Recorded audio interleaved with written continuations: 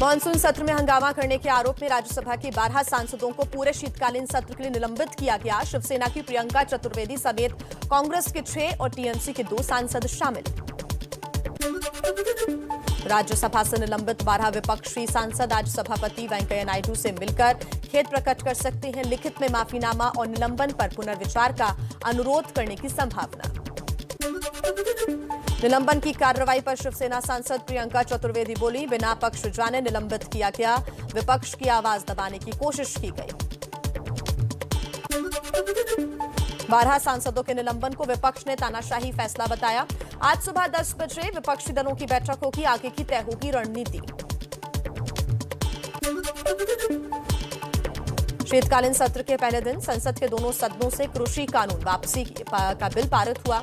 अब मंजूरी के लिए राष्ट्रपति के पास भेजा जाएगा बिल। कांग्रेस सांसद राहुल गांधी का पीएम मोदी पर हमला, कहा पीएम ने माफी मांगी, यानी उन्होंने मान लिया कि उनकी गलती से ही आंदोलन हुआ और 700 लोगों की जान गई। कृषि कानून वापसी पर अखिलेश यादव ने बीजेपी पर निशाना साधा। पूछा सवाल, 700 किसानों की मौत का आखिर जिम्मेदार कौन? कहा यूपी में सरकार बनी तो पीड़ित परिवार को 25 लाख रुपए की मदद देंगे। कृषि कानून वापसी बिल पास होने पर विपक्ष का सरकार पर हमला, कहा हमने बिल पर चर्चा की मांग की थी, लेकिन सरकार ने नियमों की धज्जियां उड़ाकर बिल को पारित कराया। संसद भवन में आज सुबह 10:15 बजे टीएमसी सांसदों की बैठक। कल कांग्रेस की ओर से बुलाई गई विपक्षी दलों की बैठक में शामिल नहीं हुई थी टीएमसी। कृषि कानून वापसी को लेकर मोदी सरकार पर बरसे ओवैसी, बोले चुनाव को ध्यान में रखकर कानून वापसी का फैसला लिया। एआईएमआईएम अध्यक्ष असदुद्दीन ओवैसी ने सीए कानून भी वापस लेने की मांग की, कहा यह कानून धर्म के आधार पर बनाया गया है जो अनुच्छेद 14 का उल्लंघन है, सरकार इसे भी वापस ले। संसद से कृषि कानून वापसी बिल पास होने के बाद किसानों में खुशी, दिल्ली के सिंघू बॉर्डर पर किसानों ने जश्न मनाया। किसान नेता राकेश टिकैत ने एबीपी न्यूज से बातचीत में कहा, जब तक सरकार एमएसपी की गारंटी नहीं देती, किसानों पर मुकदमे वापस नहीं होते और मुआवजे का मुद्दा हल नहीं हो जाता, तब तक रहेगा आंदोलन जारी। हरियाणा के किसान नेता गुरनाम सिंह चढ़ूनी का विपक्ष पर निशाना, विपक्ष का बहस करने की बात कहना गलत है, वो सिर्फ नंबर बनाना चाहते हैं। संयुक्त किसान मोर्चा ने कल सुबह 11 बजे अहम बैठक बुलाई है। कृषि कानून वापसी के बाद आगे की रणनीति तय करेंगे किसान। एमएसपी गारंटी कानून पर सुप्रीम कोर्ट की बनाई समिति के सदस्य अनिल घनवत की राकेश टिकैत को बहस की चुनौती, कहा मैं उन्हें टीवी पर बहस का न्योता देता हूं ताकि देश फैसला कर सके। शिमला में भारतीय मजदूर संघ का प्रदर्शन, अपनी मांगों के लिए संघ के कार्यकर्ताओं ने हिमाचल प्रदेश सेक्रेटेरिएट तक मार्च किया। बंगाल के सीएम ममता बनर्जी भतीजे अभिषेक बनर्जी के साथ आज मुंबई जाएंगी। उद्धव ठाकरे और शरद पवार से हो सकती है मुलाकात। सिद्धिविनायक मंदिर में दर्शन भी करेंगी ममता। कोलकाता में टीएमसी की वर्किंग कमेटी की बैठक में पार्टी के राष्ट्रीय विस्तार की योजना पर चर्चा हुई। बीजेपी से मुलाकात करने के लिए टीएमसी संविधान में बदलाव करेगी और अगली बैठक दिल्ली में होगी। उत्तराखंड में बैकफुट पर धामी सरकार, सूत्रों के हवाले से खबर। देवस्थानम बोर्ड को भंग करने पर बनी सहमति, आज हो सकता है ऐलान। लखनऊ में बीजेपी प्रदेश दफ्तर में आज बड़ी बैठक, पार्टी पदाधिकारियों के साथ विधानसभा चुनाव को लेकर तय होगी रणनीति। यूपी के चुनाव प्रभारी धर्मेंद्र प्रधान और महामंत्री संगठन सुनील बंसल होंगे शामिल। हापुड़ में किसानों के सम्मान में आज ट्रैक्टर रैली, बीजेपी किसान मोर्चा के अध्यक्ष और सांसद राजकुमार चाखर करेंगे नेतृत्व, जनसभा को भी करेंगे संबोधित। समाजवादी पार्टी आज मनाएगी हाथरस की बेटी स्मृति दिवस। पार्टी अध्यक्ष अखिलेश यादव की समर्थकों से हर महीने की 30 तारीख को हाथरस की बेटी स्मृति दिवस मनाने की अपील। वाराणसी में गंगा घाट से काशी विश्वनाथ धाम का सफर होगा अब आसान, अपने हाथों से जलाभिषेक का मिलेगा सौभाग्य। पीएम मोदी 13 दिसंबर को करेंगे काशी विश्वनाथ कॉरिडोर का लोकार्पण। सियासी अटकलों के बीच हरियाणा के सीएम मनोहर लाल खट्टर से मिले पंजाब के पूर्व CM captain Amarinder Singh. Khattar captain की मुलाकात के आखिर सियासी मायने निकाले जा रहे हैं। बीजेपी में अकाली दल के उम्मीदवारों की दूसरी लिस्ट जारी। अकाली दल ने एसजीपीसी की पूर्व अध्यक्ष बीवी जागीर कौर को भुलत और विक्रम मजीठिया को मजीठा से उम्मीदवार घोषित किया। प्रधानमंत्री नरेंद्र मोदी की 4 दिसंबर को देहरादून में है रैली। 4000 करोड़ की योजनाओं का लोकार्पण करेंगे। सीएम पुष्कर सिंह धामी ने लिया तैयारियों का जायजा। खरगोन में एमपी के कृषि मंत्री कमल पटेल ने सीएम शिवराज सिंह चौहान को टंटिया मामा का पुनर्जन्म बताया। कहा, शिवराज मामा अमीरों से टैक्स वसूल कर गरीबों की सेवा करते हैं। दिल्ली में अरविंद केजरीवाल पर बीजेपी अध्यक्ष जेपी नड्डा का निशाना। बोले, केजरीवाल जी दिल्ली वासियों तक आयुष्मान भारत योजना नहीं पहुंचने दे रहे हैं। बिहार विधानसभा के शीतकालीन सत्र का आज है दूसरा दिन। 2 दिसंबर को वित्त वर्ष 2021-22 के दूसरे अनुपूरक व्यय के ब्यौरे पर बहस होगी। बिहार महागठबंधन का अस्तित्व खत्म। मुख्य विपक्षी कांग्रेस और आरजेडी की राहें हुई अलग। विधानसभा उपचुनाव के दौरान दोनों पार्टियों में शुरू हुई थी खींचतान। बिहार में एनडीए विधानमंडल दल की बैठक में नीतीश के विधायक संजीव शर्मा ने उठाई मांग। कहा, शराब के अलावा गांजा, भांग, अफीम और ड्रग्स को लेकर भी छापेमारी अभियान चलाने की जरूरत है। बिहार के रोहतास में आरजेडी विधायक फतेह बहादुर सिंह के होटल शराब की खाली बोतलें यहां पर मिली, उससे मचा हड़कंप। विधायक ने कार्रवाई पर उठाए सवाल। बोले, मेरे ही होटल पर कार्रवाई क्यों? पुर्तगाल और स्पेन समेत 17 देशों में फैला कोरोना का नया वेरिएंट ओमिक्रॉन। दुनिया भर में 200 से ज्यादा मिले मरीज। कोरोना के नए वेरिएंट ओमिक्रॉन से लड़ने के लिए आगे आया भारत। अफ्रीकी देशों को मदद की पेशकश की। कहा, अफ्रीकी देशों को वैक्सीन, दवाएं, पीपीई किट मुहैया कराएंगे। कोरोना के नए वेरिएंट ओमिक्रॉन को लेकर सरकार सतर्क। डीजीसीए ने विदेश से आने वाले यात्रियों के लिए नई गाइडलाइंस जारी की। एयर सुविधा पोर्टल पर 14 दिन की ट्रैवल हिस्ट्री की जानकारी देनी होगी।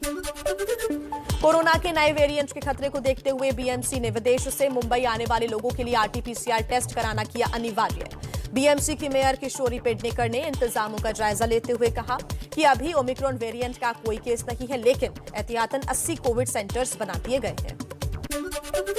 दिल्ली में ओमिक्रॉन को लेकर सीएम अरविंद केजरीवाल ने आज सुबह 11 बजे बुलाई है अहम बैठक। दिल्ली में तैयारियों पर अधिकारियों के साथ करेंगे समीक्षा।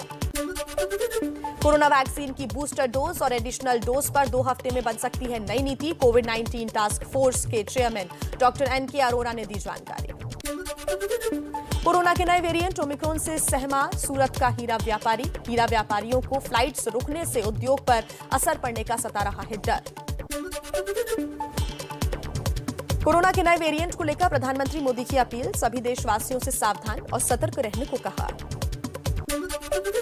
सुप्रीम कोर्ट ने कोरोना से मौत का मुआवजा मांगने वालों की कम संख्या पर चिंता व्यक्त की। कहा, लोगों को पता ही नहीं है कि मुआवजा दिया जा रहा है और अधिकारी कहां बैठे हैं।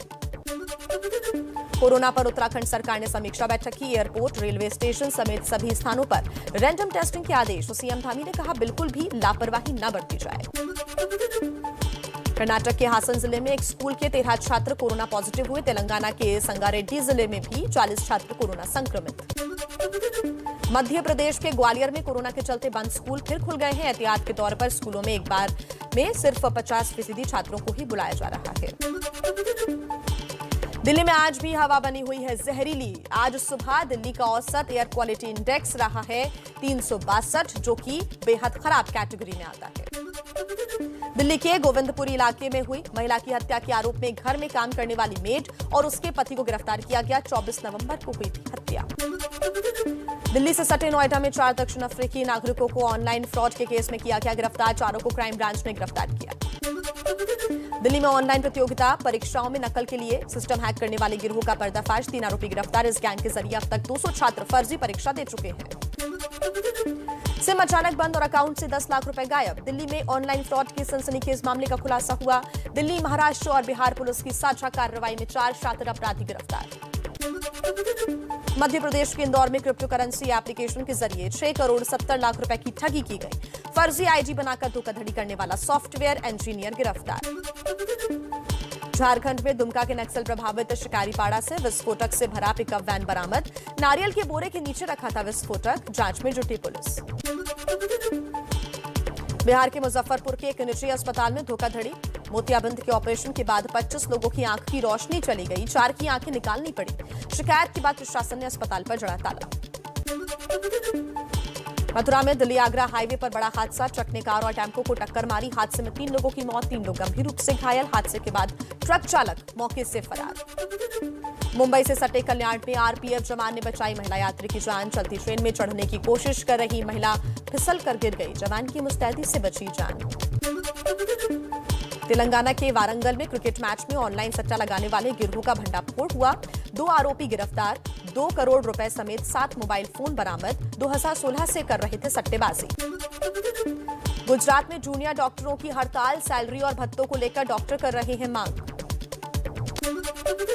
पश्चिम बंगाल के बीरभूम में एम्बुलेंस चालकों का विरोध प्रदर्शन, एम्बुलेंस चालक किराया बढ़ाने की कर रहे हैं लगातार मांग। तमिलनाडु के त्रिची में भारी बारिश से सड़कों पर पानी का तेज बहाव, पानी के आगे बेबस दिखे वाहन सवार। जैक डोर्सी के इस्तीफे के बाद भारतीय मूल के पराग अग्रवाल बने ट्विटर के नए सीईओ। पराग 2017 से ट्विटर के सीटीओ थे। आईआईटी बॉम्बे से ग्रेजुएटेड हैं। पराग अग्रवाल 2011 में ट्विटर से जुड़े थे। ट्विटर के सीईओ बनाने पर पराग अग्रवाल ने जैक डोर्सी और पूरी टीम का आभार व्यक्त किया। कहा, विश्वास जताने और समर्थन के लिए सभी का शुक्रिया, आने वाले कल के लिए बेहद उत्साहित हूं। हाईटेक हुई उत्तर प्रदेश का मेरठ, म्युनिसिपल कॉर्पोरेशन की ओर से दी गई फ्री वाईफाई की सुविधा। असम के बरपेटा में शहरी इलाके में घुसे जंगली हाथी, वन विभाग की टीम ने हाथियों को वापस जंगलों में खदेड़ा। वाराणसी में गंगा के घाटों पर पहुंचे साइबेरियन पंछियों को देखने के लिए जुट रहे हैं सैलानी। कानपुर में भारत न्यूजीलैंड के बीच पहला टेस्ट मैच ड्रॉ। पहली पारी में शतक लगाने वाले श्रेयस अय्यर बने प्लेयर ऑफ द मैच। दूसरी पारी में जडेजा ने 4 और अश्विन। फुटबॉल की दुनिया में एक बार फिर चाय अर्जेंटीना के लियोनेल मेसी रिकॉर्ड 7वीं बार जीता बैलोन डी ओर अवार्ड। पहली बार बार्सिलोना के लिए खेलने पर मिला था खिताब। महिला फुटबॉल में बैलोन डी ओर अवार्ड स्पेन की रहने वाली एलेक्सिया पुटलेस ने जीता। क्लब बार्सिलोना से जुड़ी थी खिलाड़ी, यूईएफए बेस्ट प्लेयर भी रह चुकी हैं। पाकिस्तान फिर कर रहा है एलओसी से घुसपैठ की तैयारी। एबीपी न्यूज के कैमरे में कैद हुई साजिश की तस्वीरें। हिंसा की आग में जलता पाकिस्तान, ईशनिंदा पर आक्रोशित भीड़ ने फूका पुलिस स्टेशन। स्थिति संभालने के लिए बुलानी पड़ी सेना। ईशनिंदा के आरोपी को सौंपने की मांग, पुलिस की हिरासत में है आरोपी।